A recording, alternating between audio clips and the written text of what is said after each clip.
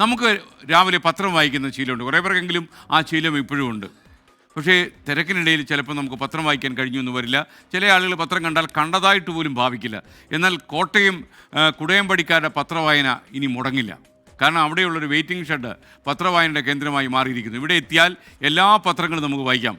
ഇപ്പോൾ ഒരു വഴിയോര വായനശാല പോലെ ഈ ബസ് സ്റ്റോപ്പ് മാറിയിരിക്കുന്നു. എല്ലാ ബസ് സ്റ്റോപ്പുകളും അങ്ങനെ മാറ്റിയാൽ ആളുകൾ വണ്ടി കാത്തിരിക്കുമ്പോൾ ഇതൊക്കെ വായിച്ചുകൊണ്ട് അവിടെ നിൽക്കും പോസ്റ്റായിട്ട്.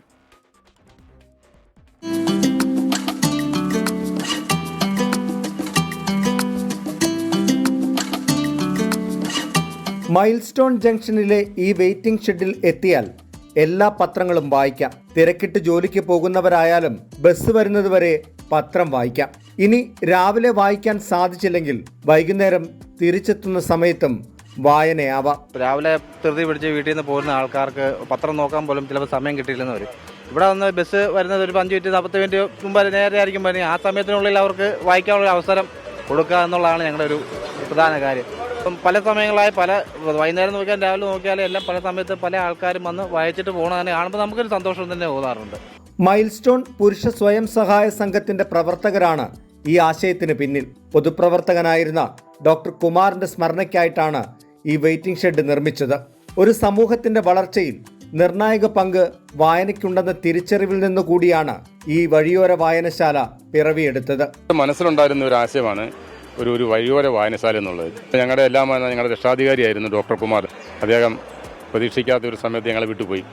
അപ്പോൾ അദ്ദേഹത്തിൻ്റെ ഓർമ്മയ്ക്ക് വേണ്ടിയിട്ട് ഒരു നിത്യസ്മാരകം എന്നതിൽ വെയിറ്റ് ഷെഡ് എന്ന ആശയം ഞങ്ങളിലേക്ക് വരികയും ഒരു വെയിറ്റ് ഷെഡ് ഉണ്ടാക്കി. അദ്ദേഹം എപ്പോഴും പറയുമായിരുന്നു വായനയോടൊപ്പം നിൽക്കണം. അപ്പോൾ അദ്ദേഹത്തോട് തന്നെ കൊടുക്കുന്ന ഒരു വലിയ ആദരവിൻ്റെ ഭാഗമായിട്ടാണ് ഞങ്ങളിങ്ങനെ ഒരു വായനശാല എന്ന ആശയം മനസ്സ് വന്നതും. അത് ഞങ്ങൾ വന്ന് കമ്മിറ്റിക്കകത്തത് ഷെയർ ചെയ്ത് എല്ലാവരും താല്പര്യത്തോടെ എടുത്തു. പത്രം മാത്രമല്ല, ചില പുസ്തകങ്ങളും മാഗസീനുകളും എല്ലാം ഇവിടെ ഒരുക്കിയിട്ടുണ്ട്. കൂടുതൽ പുസ്തകങ്ങൾ കൊണ്ടുവന്ന് ഒരു മിനി ലൈബ്രറി ആക്കി ഈ വെയിറ്റിംഗ് ഷെഡ് മാറ്റാനും ഇവർ ആലോചിക്കുന്നുണ്ട്. ഒരു വഴിയോര വായനശാല, ആൾക്കാരൊക്കെ ഒത്തിരി വായിക്കുന്നുണ്ട്. ഇരിക്കുന്നവർ ചെറുപ്പക്കാരൊക്കെ വന്ന് വായിക്കുന്നുണ്ട്. ചെറുതായിട്ട് വിപുലീകരിച്ച് ഇരിക്കാനുള്ള സെറ്റപ്പും കൂടെ ഉണ്ടാക്കാനുള്ള ആലോചനയാണ് ഞങ്ങൾ ഉള്ളത്. പ്രായമുള്ളവരും സ്ത്രീകളും കുട്ടികളുമെല്ലാം ഇവിടെ എത്തി പത്രങ്ങൾ വായിക്കുന്നുണ്ട്. കൂടുതൽ സൗകര്യങ്ങൾ ഒരുക്കി മികച്ച വഴിയോര വായനശാലയാക്കാനുള്ള ശ്രമങ്ങളും ആരംഭിച്ചിട്ടുണ്ട്. സാങ്കേതികവിദ്യ ഒരുപാട് വളർന്നു, വാർത്തകൾ വിരൽത്തുമ്പിലെത്തുന്ന കാലം. എങ്കിലും മലയാളികളുടെ പത്രവായനാശീലത്തിന് ഒരു മാറ്റവും ഉണ്ടായിട്ടില്ല. ആ വായനാശീലത്തിന് ഊർജം പകരുന്നതാണ് ഈ വെയിറ്റിംഗ് ഷെഡ്. കോട്ടയത്ത് നിന്ന് അരുൺ നീണ്ടൂരിനൊപ്പം ടോബി ജോൺസൺ, 24.